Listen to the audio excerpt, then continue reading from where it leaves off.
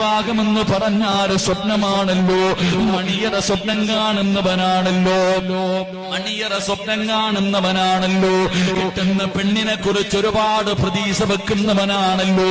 എന്റെ ചെറുപ്പക്കാരാ, പെണ്ണെന്ന് പറഞ്ഞാൽ എങ്ങനെ ഇരിക്കണമെന്നറിയോ? മണവാട്ടി എന്ന് പറഞ്ഞാൽ ഇതുപോലെ ഇരിക്കണമെന്നറിയോ? എടാ, ഒരു മണവാട്ടിയെ ഞാൻ പറഞ്ഞു തരട്ടെ. മഹാനായ നബി മുഹമ്മദ് മുസ്തഫ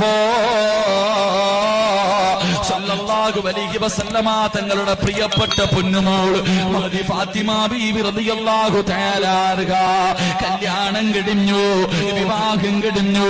അലിയാർ തങ്ങളെ കയ്യിൽ പിടിച്ചുകൊണ്ട് മണിയറക്കകത്തേക്ക് കടന്നു പോവുകയാ. ഫാത്തിമ ബീവി റളിയല്ലാഹു തആല അൻഹ മണിയറക്കകത്തേക്ക് കടന്നു. അലിയാർ തങ്ങൾ വീടിനകത്ത് കയറി. പടച്ചവരെ, വീടിന്റെ കവാടം അടക്കുകയാണ്. വീടിനകത്ത് കത്തിച്ചു വെച്ചിരിക്കുന്ന വിളക്കണക്കുകയാ. അല്ലാഹുവേ, കുറേ സമയം കഴിഞ്ഞു. വസമിഅനാ സൗതൻ ഹനീനാ. മണിയറക്കകത്തൊരു കരച്ചില് കേൾക്കുകയാ. മണിയറക്കകത്തൊരു തേങ്ങല് കേൾക്കുകയാ. അലിയാർ തങ്ങൾ ഓടിച്ചെന്ന് നോക്കുമ്പോ ഫാത്തിമ ബീബി റളിയല്ലാഹു തആല ഇരുന്ന് കരയുകയാണ്.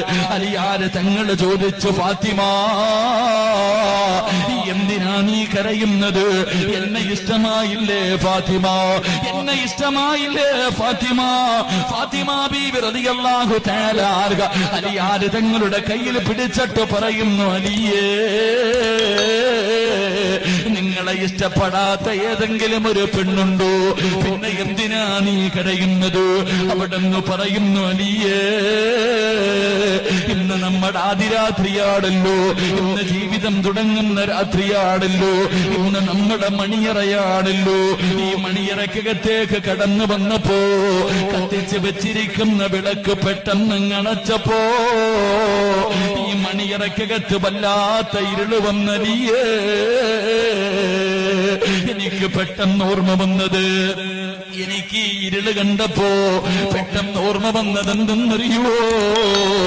നമ്മള് രണ്ടുപേരിൽ ഒരാള് മരിക്കുന്ന ദിവസമുണ്ടല്ലോ.